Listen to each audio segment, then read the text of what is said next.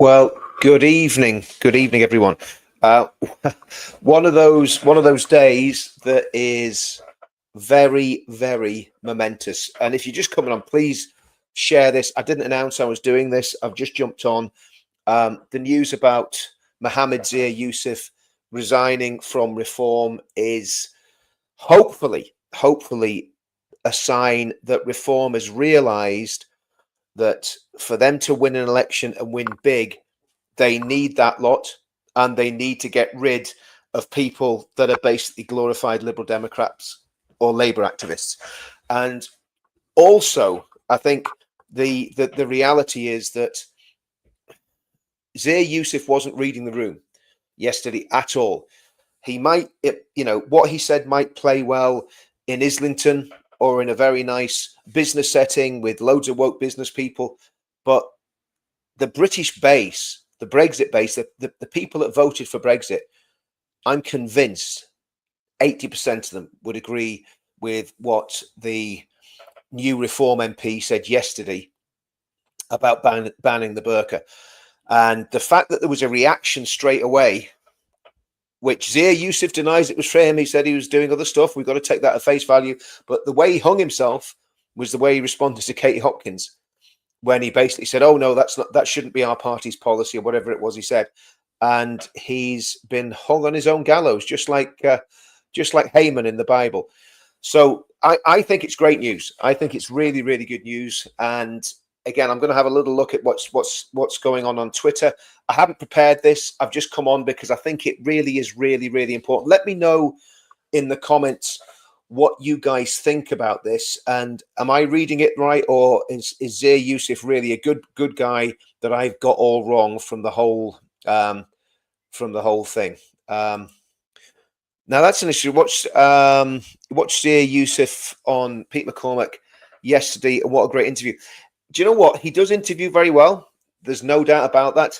He's very articulate.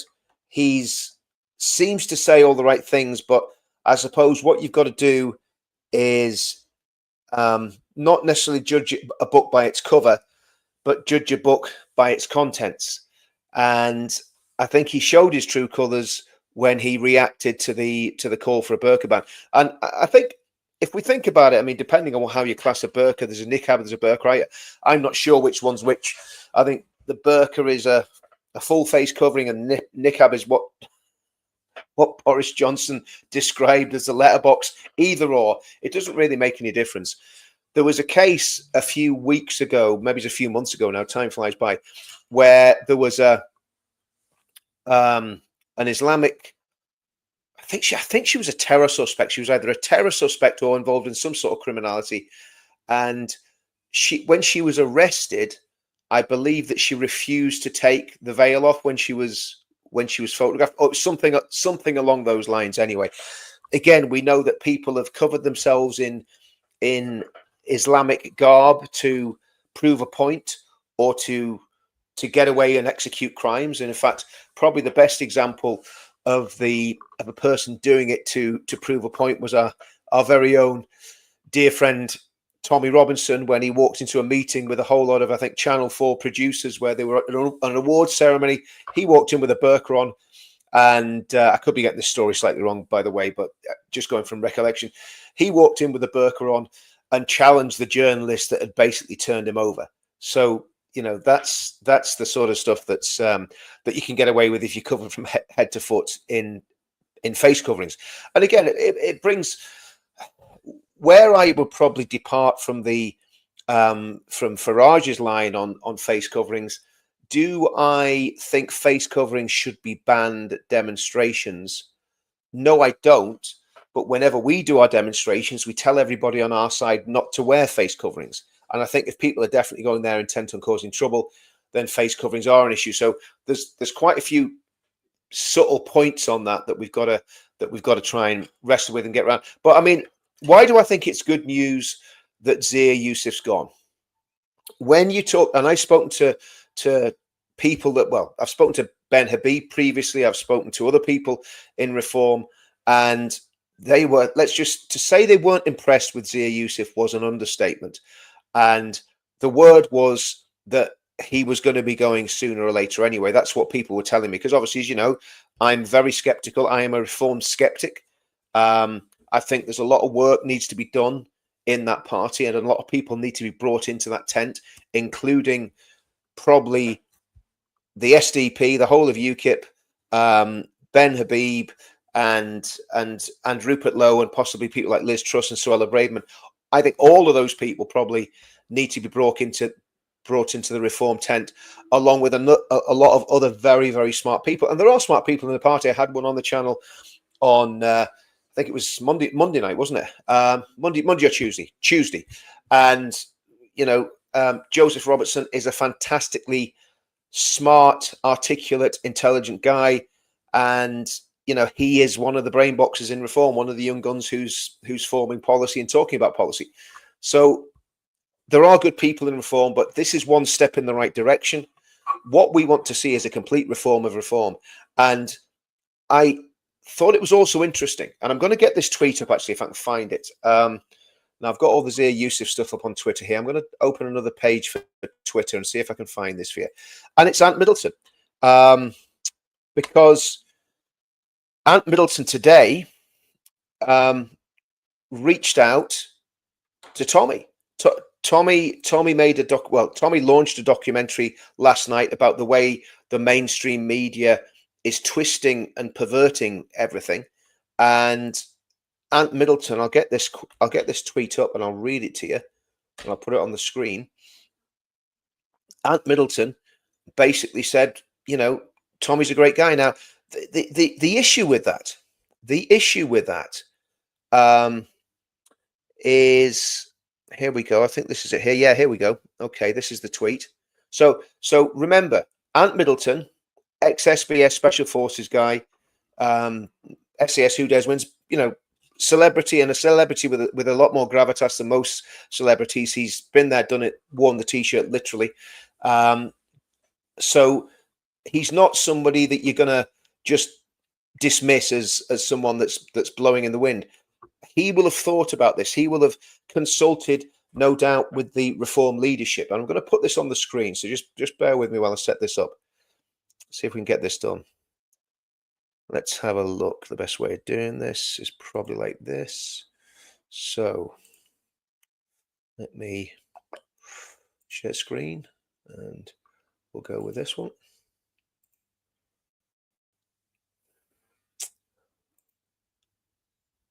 Okay, that's not where it's working. What I'm going to do, I'll put that full screen. I'll just read it to you. Okay, you better see it on the screen there. Anyway. Okay, so this is what Ant Middleton said this morning. This was before any of the Zia Yusuf stuff exploded. Okay, so Ant Middleton said, definitely worth a watch. Link below. It links through to Tommy's new film. And again, if you haven't seen it, go onto the Ant Middleton tweet and find this film and watch it. You can also find it on Tommy's YouTube channel. It's his latest documentary. I think it's only about 15, 20 minutes long maximum. It's absolute dynamite. It's packed in there. It's great. But this is what Ant Middleton said.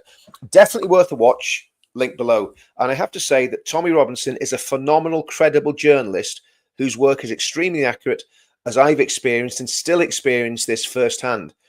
The truth always comes out, no matter how hard the MSM and government try to manipulate it or cover it up. Tommy, you have certainly found your niche in being a fearless journalist dedicated to revealing dark truths. It suits you. Stick with him, man. Great work on your last couple of pieces and projects. Intrigued to see more.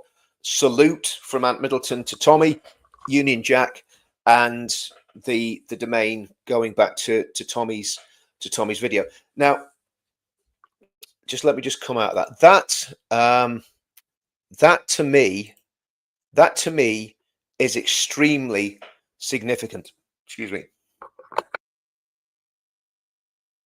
That's extremely significant, because if you've got people like Ant Middleton coming out openly and supporting Tommy, that would not. When I first started supporting Tommy in 2007, well, I'd supported him for years, but when I first met up with Tommy and started doing stuff with him, 2017, we had the Veterans Against Terrorism thing on the go. I'm going to be brutally honest with you. They were terrified of him. Now, these are veterans. These are veterans that have served in Afghanistan, Iraq, Northern Ireland, some of them in the Falklands, Kosovo, you name it. We had veterans that were from sort of 75, some of them have passed away, unfortunately, 75 right the way down to lads in the late 40s, okay? And when I mentioned that I was chatting to Tommy, and it was really important that we teamed up with Tommy, oh man, they were left grasping for the smelling salts. Big hairy ass veterans, oh, Tommy, he's this, he's that. And I was like, no, he's not. I wouldn't have anything to do with him if he was any of those things. And believe you me, it caused a massive disturbance in the force with the veterans. And it wasn't just the veterans. Some of the football lads were a bit, wary as well. They just didn't get him, okay? They didn't get what he was doing. They didn't understand what he was talking about. And they thought it was, they kind of thought Islam was Methodism with AK-47s, okay? They didn't understand that there's things deep down in Islam that are extremely problematic, okay? That was basically the problem that people had. And in fact, I mean, it's I'm going to say it because it's true and it happened. Phil Campion was very, very sniffy about Tommy, and Phil, Phil's a good lad. He's ex-SES guy.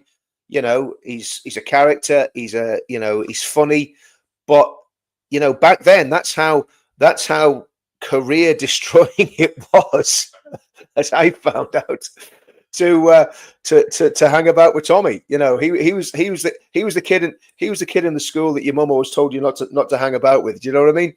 And but that's the way people thought about him. And of course, so this is a massive breakthrough that Middleton has come out and said that, and this must have been signed off.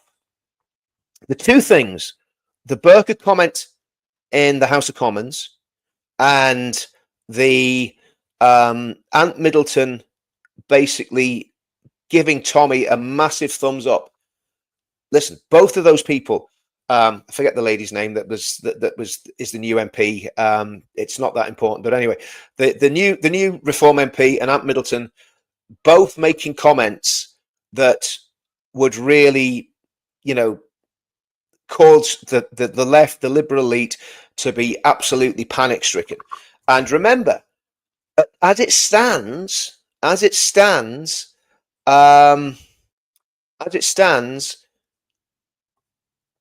what's his name? The Reform Party are surging in the polls, and I think they've taken a gamble and said, you know what? We can do this with our base. We can do this, and I think if they actually bring that lot, in other words, all of us, all of you guys in the comments, because I'd say most people in the comments are Tommy supporters and would like to see one party going for this. If they brought Ben back into the party, if they brought Rupert into the party, if they invited UKIP to join the party, if they invited the SDP to join, and gave them whatever, and brought the right together, brought some good, Liz Truss, Suella Braverman. Not sure about Jenrick, and I'll tell you about that on another live stream. But if they brought everybody together, for sure there would be a critical mass. And again, much as I hate to do it, I'm going to. You know what?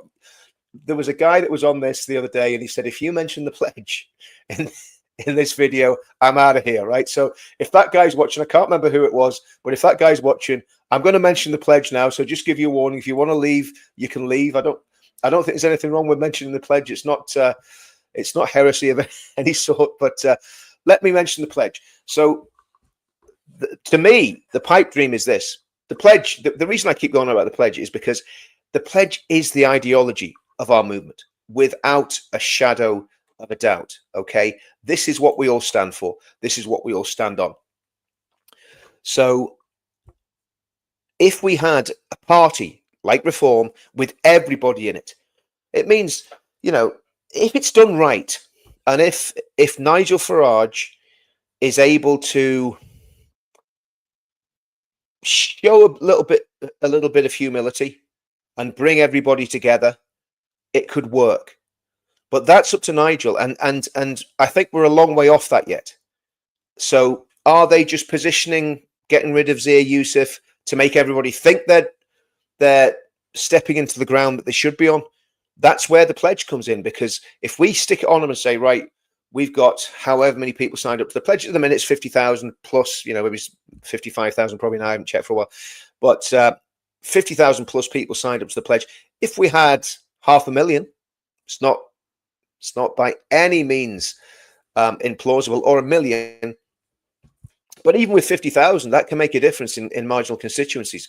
If people are saying we want our candidates to stand on the solid ground that is the pledge. So that's really where the pledge fits into all this, and that's why I keep promoting it, I keep pushing it, because I think it's not flashy, it's not sexy, it's just the pledge, and it's the greatest minds getting in a room, chewing the fat, and spitting something out at the end of that meeting that I think is very, very difficult to beat, because it is very comprehensive. It's not a short document, very long document.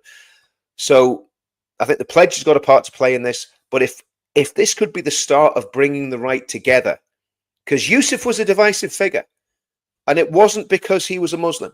Ben's from a Muslim background. I'll be sharing a live stream in just over an hour with Paul Thorpe and Shohab, who's from a Muslim background. So that's not what it was about. It was about the way he was operating, the way he was trying to push the party not onto the centre ground, but onto the left and onto the progressive left. So again, I'm not totally convinced that reform will reform enough to do what's needs to be done to bring everybody together. But this is certainly a step in the right direction. I'm going to go to some of the comments. And again, give me your thoughts on this, guys, because again, you all know what I think about reform and the trust issues I have there. There's one about Liz Truss. Definitely no to Liz Truss. Okay, let me know why, Kim. I mean, what is it about Liz Truss that you don't like? Is it because she's a Tory, or what is it? Let me know in the comments. Just give me some information on this. Low Habib Atel are not joining while Farage is there. Okay, well, who knows? Who knows? I mean, do you know what? Let's get it right. An apology goes a very, very long way. If you apologize, that can make a big difference. So if Nigel would humble himself, and there's nothing wrong. If you listen, if I mess up, I apologize. Right? That's one of two of my redeeming character traits. One is I apologize a lot because I'm wrong quite a lot, but also I'm very forgiving. So a bit of forgiveness, a bit of Christian grace, a bit of forgiveness, and a bit of eating humble pie and apologizing wouldn't go far wrong at the minute, because the best thing that Farage could do is bring Ben in as the chairman. It's as simple as that. I think Ben was the chairman, wasn't he? Bring Ben back as the chairman, because Ben is a proper patriot. He gets it. He gets the threats to the country, and again, because of his heritage, he can actually get away with saying a lot more than old Whitey can. We're always a little bit hamstrung. Let's have a look at some of these comments. I'm a MAGA Republican, like Elena. That's really appreciated.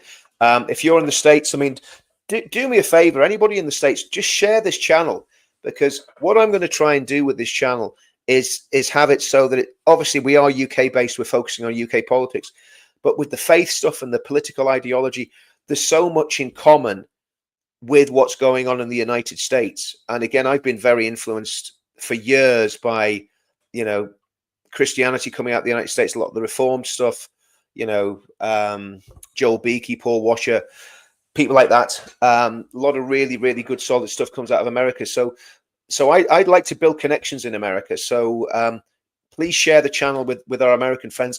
And I'm not the most connected man on the planet, but I probably know most people that you should know in this movement. And what I want to try and do is, as the channel grows, is get a lot of them involved in coming on and giving me their ideas and having chats like we've been having with people for the past few weeks. And as the channel grows and as we get more subs, they'll do that. But I'd love to have some input from the United States as well. So that'd be great if anyone's in the States. Just share the channel, like it and share it. And obviously subscribe to it as well. I'm a full-on Tommy supporter. Yeah, me too. I mean, I think the thing about Tommy is what I've seen since he came out of prison. Before he went in, there was a massive change in Tommy. He was a lot less. Well, Tommy's never been confrontational. He's not like that, but he was a lot less sort of volatile, if that makes any sense. He was really, really calming. Obviously, I've known him personally since 2017, and I've watched his career since the very beginning. And he's always been extremely talented, extremely articulate, extremely intelligent, extremely bold, and extremely fast thinking. But now there seems to be a calmness in Tommy. I don't know if you agree with me on this, let me know. There seems to be a calmness there that I've never seen before. Again, who knows? Is it the influence of spirituality on him? Not sure. But there's been a real, I think, a positive change since he came out of prison. Because let's get it right. I mean, he has just been through a horrendous ordeal, and he's come out like he's been on holiday. He's come out and he's punching all over the place, and he's really making mincemeat of anybody that's unfortunate to get in his way. That ITV journalist, that ITV journalist is, I felt a bit sorry for him, to be honest with you, because I think he's probably wanted to say a lot more than he did, but he couldn't,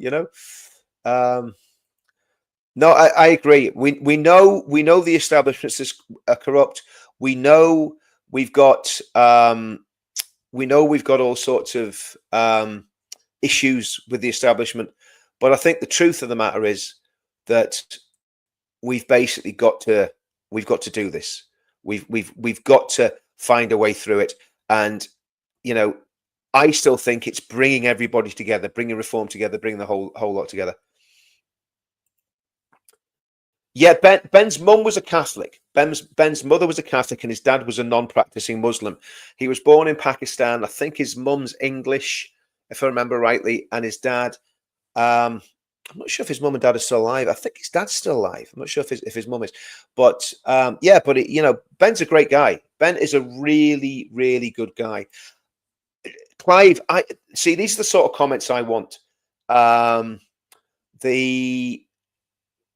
The reality is that's my fear, that Nigel's ego will get in the way, and it won't allow this to happen. What needs to happen? Yeah. You must have watched the speech I made in the Polish Centre in London a few months ago when I was sitting there. There was Ben Habib there and a few people from Northern Ireland, Kate Hoey and a couple of others. And Ben says to me, he says, "So Richard, tell us about the pledge." I said, "Well, the pledge, it's a furniture polish. You can get it in most DIY stores." And of course, yeah. Anyway, it was me just trying to be funny, and some people did laugh then, but I can't tell whether anybody's laughing on the end of the screen. But yeah, pledge is a very good furniture polish, but it's also a document that's going to save the nation if we let it loose. Okay, so let's have a look at some more of these. Nigel's ego. Richard, you cannot pick and choose who will and won't want or even be considered for joining reform. You're whistling in the wind. I'm not sure I get what you're saying there, Links, but let's have a look. Richard. Oh, really appreciate that. I was gonna make some jokes there, Bobby, but I won't. Okay, I'm gonna be good. I'm not gonna mention pasty suppers because I'd lose half my audience. In fact, half the audience wouldn't know what a pasty supper is. Nigel can't humble. He's too arrogant. If anything, Trump is pretending to be on the outs to throw off the MSM. Yeah, I mean, look, I mean, I must admit the fallout between Elon Musk and Trump, if it is a fallout, that does worry me much more than Zia Yusuf. Right. Okay. Okay. Let's have a look at this. At least I can stop worrying that keys to number 10 isn't going to Zia Yusuf. You know what? I mean, all joking aside, that is a very, very good point. That is a very, very good point. There's a lot of people on here, and listen, I absolutely get it, right? That quite understandably, are still looking at Zia Yusuf and saying, nah, he's sorry, not Zia Yusuf, looking at Nigel Farage and saying, no, he's not. And again, I have seen Farage. I have watched the way he's operated down through the years. And, it's that whole thing of what's the definition of insanity, doing the same thing over and over again and expecting a different outcome. And that's pretty much what people have done with Farage and with the Conservative Party. With the Conservative Party lied and schemed and plotted against each other and opened the floodgates of migration. They stayed on a Blairite policy base. They weren't centre right. They weren't even centre left. They were just downright progressives. I mean, a lot of the policies that the Labour Party is using against the British population were brought in by the Conservative Party. If you think about it, when you think about the internet harms legislation, which in its embryonic form was about protecting kids, and it got widened and widened and widened. And Hope Not Hate were advising the government. Think about this. Hope Not Hate were advising the Tory government. Unbelievable. That's, they were advising the Home Affairs Select Committee, Yvette Cooper's little gang. We all got censored and banned from Facebook. And thank goodness we kept a toehold in YouTube. And Tommy, by the way, if you haven't done it already, subscribe to Counter Media, okay, on YouTube. I really want to build that channel up. I've got big plans for that channel. I really want to make it something really special and something a bit unique as well, because because of the angle I want to go at it with, it's going to be different really to what anybody else is doing. Some people may copy it, but it's good to be a trailblazer. But we're going to be going out from a Christian point of view. We are going to be doing politics. We are going to be doing culture. But the ethos of it will be politically right wing, conservative, Christian, and obviously very, very much orientated on how to win the culture back and how to change the culture. And again, I've always said it: politics is downstream of culture, and culture is downstream of religion. Right. Okay. Okay. Nigel said no to Ben. Well, I don't know if Ben's asked again. You see, I mean, I think, Nigel was very rude about Ben, and I think Nigel would have to apologise.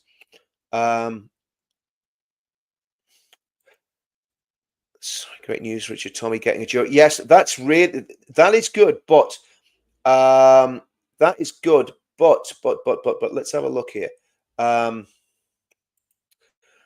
Do you think it might be possible that the jury? Yes, I do. Southwark, I think that's how you pronounce it. Southwark, it's written Southwark, I think that's how you pronounce it. Southwark is a Labour-controlled area. So that worries me, because if Tommy's on trial in a Labour-controlled area, is he going to get a fair trial? I'm not sure. I'm really, really not sure. And that's the other big news today. The other big news is that Tommy went into court after literally putting probably half a dozen left-wing journalists to the sword. And again, let's say that the ITV guy, he was a cameraman. I actually felt a bit sorry for him. You know what I mean? Because he didn't know what to say, because you could tell he was kind of agreeing with Tommy, but obviously thinking, this is my livelihood, Well, I tell you what, that cameraman, if he loses his job, I'm sure he could get employed by Tommy or Maya Tusi or somebody or Sargon or any of these other guys that's got decent sized media outputs. But that's the point Tommy made. He says, nobody controls me. I can say what I want, and I will say what I want. And I think I thought it was a fantastic. I live streamed the whole thing this morning on my X and on these YouTube channels. I don't know how well it came out, because I think there's a lot of glitching because it was streaming a stream, which is never ideal. But Showhub, you were there, so let us know later on when we're on the stream with Paul. Let us know exactly what happened, how it went. It looked very positive. It looked like a really, really good, good day. Okay. I'm South African, and I hate Labour. Well, that's good. That's good. See, let's hope you get picked for the jury. But I don't think we can do that. I think that's called tampering with. I think that's perverting the cause of justice if we try and put your name forward, Steve. But we can pray about it. We can pray.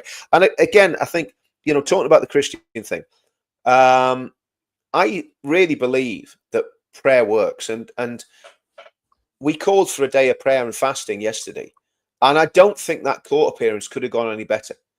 And let's get it right, that judge could have tried to remand Tommy, could have put horrendous bail conditions on him, but he didn't. He was very, very fair. And I hope when he's looked at that, he's going, this is ridiculous. It's going nowhere anyway. But, we need to keep praying. And again, we're on the stream earlier. If you weren't on earlier, I know some of you probably were. By the way, 700 people, that's not bad, because this was a real fastball live stream. And I wasn't planning on coming on because I'm doing one at 9 o'clock with Paul Thorpe. So if you want loads and loads of live streams today, we'll probably finish this one in the next 20 minutes or so, and then half an hour later it's Paul and Shohab, and we'll do it all again, and we'll see if there's any different ideas coming from those guys. But look, I think getting somebody like Zia Yusuf out of politics in the UK is a good thing. I always looked at him, I thought there was something very, very insincere about him. I didn't personally feel that he had the passion. He was very slick, and like one of the subscribers, or one of the people in the chat said earlier on, that he gave a great interview with Peter McCormack. He interviews very well, but that's because he's had one of these world-class educations, and that does not make you a patriotic Englishman, having a world-class education, as we found out with Boris, who talked the talk. Everybody thought he was a bumbling patriotic buffoon, kind of like a clumsy version of Winston Churchill. But he wasn't. Boris is a globalist. And I think, in fact, all of the prime ministers, probably apart from Liz Truss, since Tony Blair, and this is a frightening thought, every single prime minister apart from Liz Truss since Tony Blair is fully signed up to the globalist deep state establishment agenda.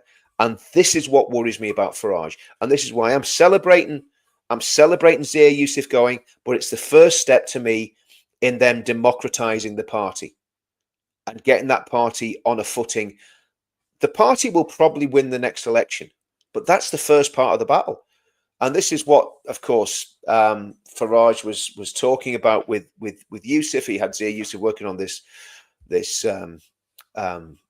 auditing committee, if you like, for the whole of the country. But how can you have someone that doesn't fully believe in the project running something that's meant to go and audit all the wastage, all the wokeness, and get rid of all the bad stuff that there is out there? So that's always been my problem. And again, like I've said, there's not enough substance. Yes, there are some very smart people. There are some very bright people. We had one of them here on Tuesday night.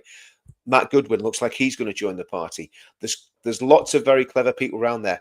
But again, are they going to go far enough to rectify and do what needs to be done in this country? Are they going to say, right, we are deporting every single illegal? I mean, whatever people think about UKIP, right?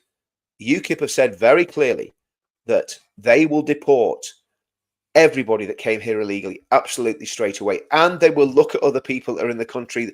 If you're not a patriot, I mean, Nick wants to send the communists somewhere. I don't know where he's going to send them, but he wants to send the communists. I don't think there's a communist. Well, probably North Korea or China. I think they're the only two. Maybe it's Vietnam. They're the only 2 or 3 countries that still hold to communism. But Nick wants to deport the communists as well as the Islamists, and he's right. He's absolutely right, because the reality is the far left is very, very dangerous. The far left is in control of our country at the minute. You look at the Attorney General, who's basically, been in bed with Searchlight magazine. Obviously, Nick Lowell's, the Penfold from Hate Without Hope, was one of the, I think he was the editor of Searchlight. And again, there's a lot of very, very dark stuff from the late 80s and the early 90s. Anti-fascist action, Red Action, very, very sinister groups, and Red Action that were basically inextricably linked, just like Sinn Féin and the IRA. They were inextricably linked with anti-fascist action. A group called Red Action was planting bombs for the IRA in the early 90s. They carried out bombing of Harrods. It's believed by a lot of people in the intelligence community believe that Red Action planted the Warrington bomb. There's no evidence, so there's no hard evidence. There's nobody's been convicted of it, but a lot of people in intelligence circles believe that Red Action planted the Warrington bomb on behalf of the IRA because they were basically acting as a proxy for the IRA. They were doing the IRA's dirty works. And 2 men were convicted of the Harrow bombing and received, I think, 30-year prison sentences in the early 90s, and they were both members of Red Action. One of them was an ex-army veteran. Right now, here's the interesting thing. Prominent members, and I'm not going to name them because I'm aware of how litigious they are, but prominent members of anti-fascist action, and it's on record. In fact, there's a book somewhere that had to hold my nose when I bought it. That book, Beating the Fascists, which is a very good resource on that period within Antifa. You've got to know your enemy. So people from within Hate Without Hope, very prominent people, and that's all I'm going to say, were involved in anti-fascist action in the same area that Red Action were operating as well. And remember, Red Action and anti-fascist action were inextricably linked. That's all I'm going to say on that. There's a lot more there that I could say, but I'm being very, very careful what to say, because again, you know, when these groups fall, they will fall with an almighty bang, because they have got away with a lot for a very, very long time. But the evidence is there in black and white that people were linked. Were they working for the security services as agents and working for these groups as well? That's highly probable. That's highly probable. And that would explain why none of these people ever get arrested or ever prosecuted. And some of the links that they have, well, I'm not going to say anymore. We'll part that off because I'm going off on a real tangent on that. But it's there. You know, it's there. Hate Without Hope are a very, very dangerous organization. And the sooner we get a political party into power that will look at them and investigate group NGOs like them and what they've actually been doing and the way they've been operating, that would be a very, very interesting exercise to carry out. But anyway, okay. Yes, absolutely. Absolutely right. Absolutely right. I've been watching. Yeah, that's honestly, I mean, Red Action. I mean, this I can say this because it's been proved in court cases. Members of Red Action were planting bombs for the IRA in the early 90s, and they absolutely viled it. I mean, every bit as bad as anything on the far right. You know, and we're not that. You know, but these people were terrorists. Let's just get it right. And Red Action were inextricably linked. They were very closely linked, interchangeably linked, if what we're led to believe by people that were involved in that scene, with AFA. Okay, in certain areas. So that's all I'm saying. I'm not making any more accusations than that, because again, I'm very aware how litigious certain people can be. But we're watching, and if anybody was involved, in Red Action or anti-fascist action, that's realised that it was a complete sham and a scam, and it was going down a very dark path, and you want to get in touch with us, get in touch with either me or anybody that's involved in the movement, you know, Tommy or whoever. Get in touch if you know anything about Red Action and anti-fascist action from the late 80s, early 90s.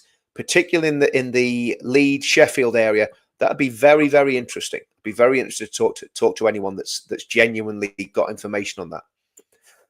But like I say, I'm going off on a tangent. This is a day of celebration, because I think it's been a massive breakthrough, and I do go back to it. I go back to the idea of praying and really praying about these things. I want to mention a couple of things as well. So there's a court, the initial hearing for Tommy in Southwark Crown Court is, I think, on the 3rd of July. And I'm not sure whether they want people there, but I would imagine he will, because I would think that Southwark is going to be quite sort of hostile territory by what I can gather. But again, if that guy that was in Southwark, that was in the comments earlier on, let me know. I don't know much about Southwark or where it is, because I'm not a Londoner. But so that's one. But before that, 28th of June, from what I can hear, the 28th of June is going to be the biggest thing that the football lads have done since October 2017. And the October 2017 rally, I'd say, is probably comparable with what happened in Trafalgar Square in August last year, except the difference was it was all lads, and I mean proper football lads. And it was, to say intimidating is probably not the right word. Ominous would have been the right word, because remember, that was just after the Ariana Grande bombing. It was after Borough Market. It was after London Bridge. It was after PC Keith Palmer was murdered in the grounds of Parliament, who was also a veteran. So it was a very charged atmosphere, and 70,000 to 100,000 football lads and veterans came together, and it was absolutely incredible. Absolutely incredible. Really fantastic day. And I know it had a lot of impact on a lot of people. Yeah, Lee, it was great, wasn't it? I mean, I was on top of the bus. We had a double-decker bus, and there was me, Phil Campion, Mike Howell, John Meehan, Phil Hickin. Who else was on the top of that bus? But it was great. It was really, it was just amazing. We all got to make speeches. That was, I think in terms of public speaking, it was only the second speech I'd made in London. I've been speaking in Northern Ireland for years. The second one, yeah, just absolutely phenomenal. Really, really good day. So yeah. Anyway, 28th of June. Phil's still massively involved in organising all this. Phil's done a great job of bringing people together. So get behind that and get to that. That's in London. I think it's in Russell Square at midday, but check on their publicity. It's football lads against grooming gangs. They are marching for the kids. They're saying enough's enough. We want the public inquiry. We want people arrested. We want people deported that have been doing this. We're not going to put up with this anymore. Now, people don't talk about this much anymore, but a few years ago, I think it was either Anne Cryer or Sarah Champion. They said they believed 1 million young women had been young women had been abused by the grooming gangs. 1 million. And when we made those films, when we made the films about grooming in Telford a few years ago, I was absolutely, I mean, you would go, because we did all the preliminary interviews, and when I spoke to those girls, it was, I came away absolutely emotionally shattered and drained, because, man, I've never heard stories like it, and people have just no idea what those girls went through, and the pain and the suffering they went through, and the evidence that we had and what we uncovered. And this is the thing. This is the important thing that people got to understand. Again, I'm very careful not to mention names, right? But we had names and information on very, very prominent people in the Pakistani Muslim community. That's just the way it was. I'm not saying they're the only community doing this, but they were the ones that have been, that this is the community that's been doing the vast majority of it.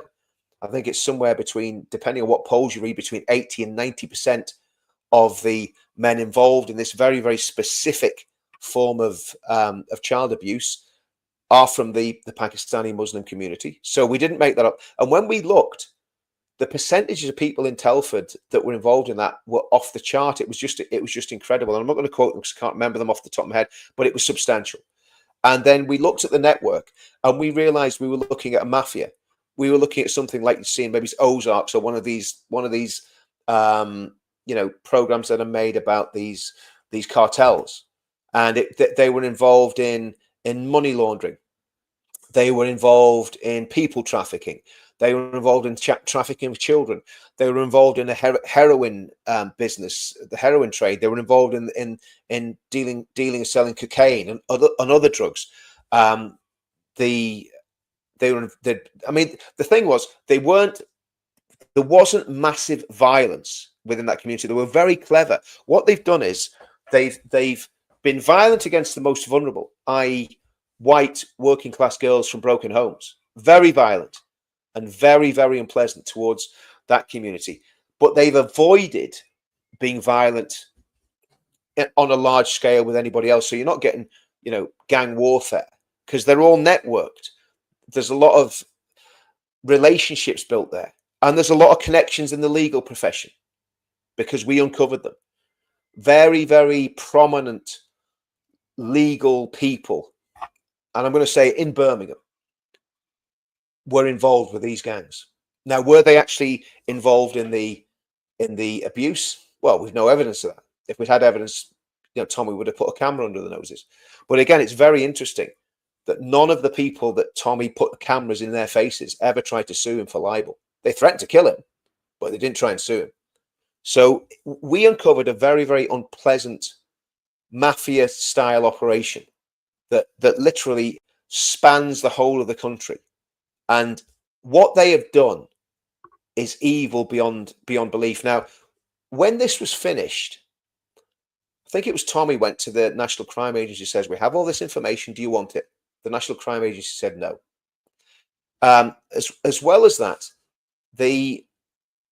what we uncovered in the councils, in the Labour-run councils, and in the police was shocking. What these girls told us about the way the police behaved towards them. So that's why the Labour Party don't want an independent national inquiry, because what it will do, it'll show absolutely how deep this goes, and that there is a child trafficking, drug dealing, money laundering, people smuggling, people trafficking, mafia operating at the heart of the United Kingdom. And it's operating with the full blessing, it would seem, of police forces, civil servants, and senior politicians, not just Labour politicians, but certainly a lot of Labour politicians. If we could find the information we could find, literally a team of about 10 people researching day and night, doing undercover work, watching these people, following these people, we just didn't have the resources because there were so many people that we had to follow. So if we can do it, can MI5 not do it? Can the police not do it? Can the state not do it? Can the Labour councillors not insist this is done? And you see, this is the problem. This is why the Labour Party are terrified of this, because they know when the light is shone in these dark areas, it will blow everything apart. And that's why they're against a national public inquiry, because a national public inquiry, again, I don't have much trust in the judicial system, but you would imagine it would get a lot more truth than just local inquiries run in local council areas. And the work we did because we had a whistleblower that was working on the Telford inquiry, who had been part of the scandal, that had been abused herself, and was invited to take part in that. Anyway, I'm not going to say any more about that project. But yeah, so that's where we're at. So there's a lot to play for here, and the reason I'm glad that Zia Yusuf's gone is because it's the first step in the right direction. But again, I'm going to go back to the comments here, guys, and just see what everyone's saying. But there's a lot more needs to be done. Obviously, there's a lot more need to be done. Let me just go back to this. Okay. The fact that they won't have a national inquiry. Yep, absolutely. Absolutely. Guys, if you can do me a big favor, share Counter Media. Go onto the channel, sign up on the channel if you're not signed up already. I know I'm like a broken record on this, but it's really important because I want to build this channel up. I want this channel to be something special. I want it to be completely different to anything else that's out there. But there's no point if nobody wants to get involved and follow it. There's no point in doing it, because it's obviously going to take me a lot of time, a lot of effort, and a lot of resources to build it up to the stage that I want to do. At the minute, I'm building a website. I'm going to be putting the page up with the song. Nobody's asked me to play the song when I get out of there. So, oh dear. Refreshing to see BBC reports courts proceeding as top. Yeah. Do you know what? That is a very good point, and I didn't even notice that. I didn't even pick up on that. So, Richard the Imam. Oh man. I like that name. That's a good name.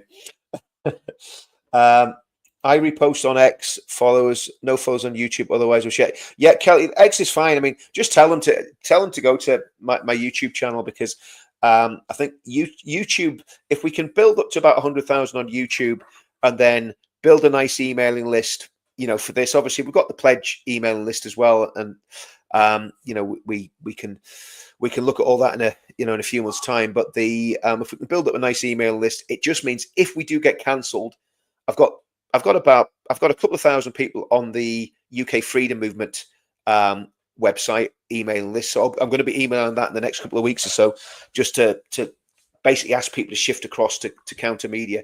And I'll keep that email list going as well. And then if I could get, 100,000 people signing up on Counter Media and the same on emails, it means you've got a sustainable way of keeping in touch with everybody. Because I've been cancelled before, and because I know that these channels shadow ban the life out of us, and if I say one thing wrong, if I go, and that's why I'm very careful what I say on these channels. I'd like to say a lot more, but I've got to be very careful when I'm talking about things like the grooming gangs and so on and so forth, because again, this is something that needs to be addressed. These platforms will still cancel you. We had a big problem over in Northern Ireland with one of our pages in Northern Ireland, which has never done anything, hasn't put a foot wrong. The page got deleted a couple of days ago. We got it back, but one of the lads that was on the page, he had to leave the page, and he'd done nothing wrong. So that we're still dealing with all that. Play the song, Richard. I am going to play the song, and what I'm going to do, I'll play the song. Do you know what? Well, I'll waffle on for about. I'll go through all your comments for another 5 minutes, right? And then I'll play the song. I'll play us out the song. How's that? And I am going to put a page up on the Counter Media website, and it's going to have a little interface with to get to the music. You're going to have to give me your email address and maybe your postcode or whatever, and then I'll give the music away free, and there'll be a little payment gateway there. If you want to support the channel, you can support the channel, but I don't want to be charging for the music, because I want you guys to get it as a gift from me. So I'll put MP3s on there. That means you can download it and play it as often as you want. Right, let's have a look at some of this. Well, do you know what, April? That's what I'm hoping. And I'm hoping that for Hate Without Hope. If I was Hate Without Hope, whenever I see Penfold from Hate Without Hope, I always think he looks very, very nervous and scared. He doesn't look like he could have a good tear up with someone. Not that anybody's ever going to threaten him, but he just always looks a wee bit nervous. Do you know what I mean? And so I don't think he'd do very well in prison. Well, maybe he'd do quite well in prison if people are doing that sort of thing. But let's have a look. What's this? Watch the pre-fight talk between Paul the Thunder Thorpe and Danny the Injured Salmon earlier today. My money's on Salmon. Believe you me, my money's on Danny Salmon. But then again, there might be a few low blows. Knowing Paul Thorpe, there might be a few low blows going in there. Oh man, I love the song. It's on my playlist list. That's what it's there for, Susan. That's what it's there for. It's there to get people going, And yeah, it's good. It's good. It's good steam. Okay, was there in London in 2000? Yeah, now which one was that? Oh no, that was a different one. That was the one where he was in prison, wasn't it? Obviously, I did the one in May 2018, the Day of Freedom, which was the beginning of May. I think that was about 5th or 6th of May. Then he got arrested just before my birthday, and we didn't see him for 6 months. Oh, man,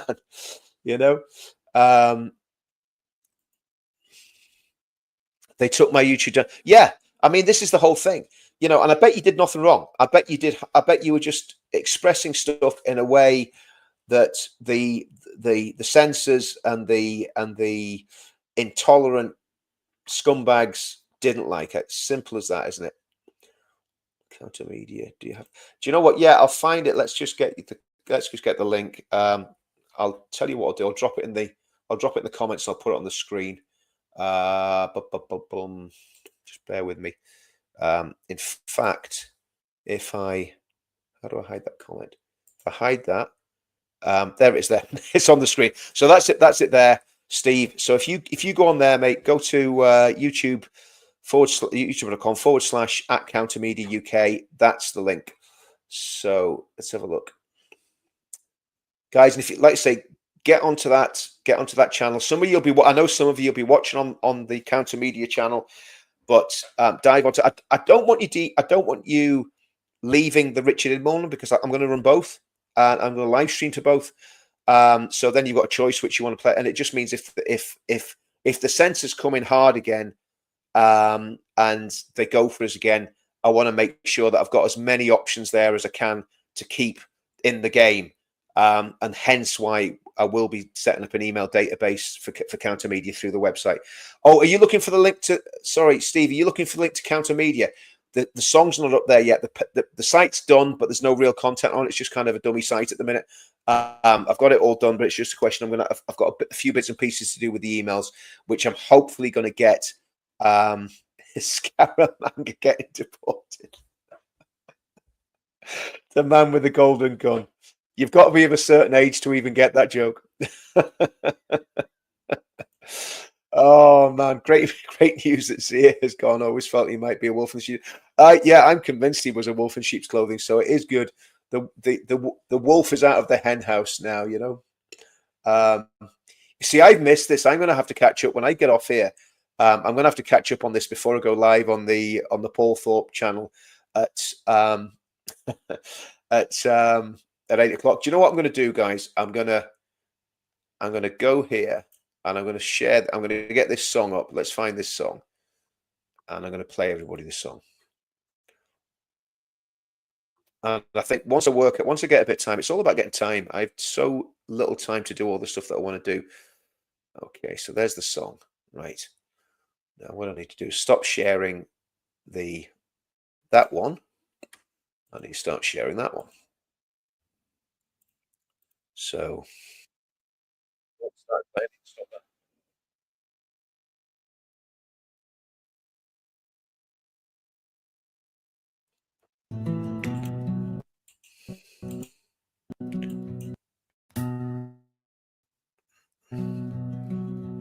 Come on.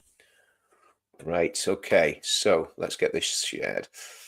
Boom, boom, boom, boom. Right, so what I'm going to do, I'm going to drop out of the page here, guys, and I'm going to go full screen with the Men of England and enjoy it, because it is absolutely superb. I'm going to get it so it takes up the whole screen. Just bear with me 2 seconds.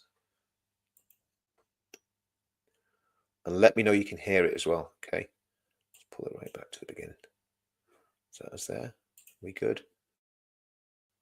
Is it working? It's looking good. It's looking good.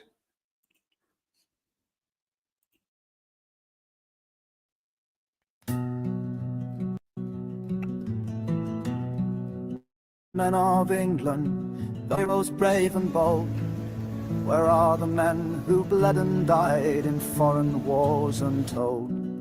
The men who conquered all and stood for faith and love, the men who looked to guidance from the Father up above. Where are the men of England, the heroes brave and bold, the men who stood for faith and truth, whose honor wasn't sold? Where were the men of England when abusers so depraved took the daughters of our nation, who forever they enslaved? What of the men of England that looked the other way? They took the country shilling, they never made their play.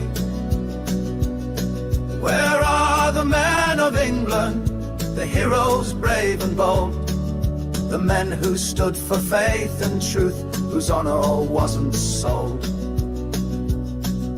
The vile police and vice squad, they all seemed quite amused, as at the hands of groomers our daughters were abused. The politicians blamed the lads who stood up one and all. Most of all, they blamed the one who always took the fall. Where are the men of England, the heroes brave and bold, the men who stood for faith and truth, whose honor wasn't sold? Where are you, men of England, for now we all must stand.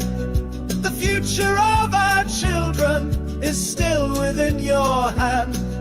The future not yet written for this green and pleasant land. Where are you, men of England, the heroes brave and bold, the men who stood for faith and truth, whose honor wasn't sold?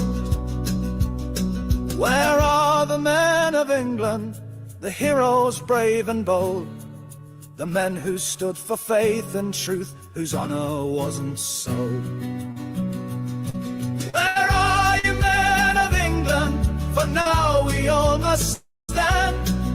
The future of our children is still within your hand. Where are you, men of England? For now we all must stand. The future of our children is still within your hand. The future not yet written for this green and pleasant land. Where are you, men of England, the heroes brave and bold, the men who stood for faith and truth, whose honor wasn't sold? Where are you, men of England? For now we all must stand. The future of our children is still within. This morning, my friends, I asked a question. This morning. I said, where are the men of England? You're here! You're here! You're here! Nature is under attack. Waterways are polluted, sewage, all habitats destroyed, all in the name of profit. Our regulations are already... Well, guys, again, thanks everybody that watched there. I'm going to do it all again. I'm going to go and get a cup of tea and a glass of water because my throat's getting a bit sore. And just thanks everybody for coming on and just for the interaction. And you know, I think we're all building something really, really special on these channels, on the Richard Inman channel, on the Counter Media channel. And you know, if you guys weren't coming and watching, I wouldn't do it. It's as simple as that. And it encourages me, and I want to encourage you guys. And let's just keep doing it. And I'll see you all again in half an hour on Paul Thorpe's channel. So adios, folks. See you all soon.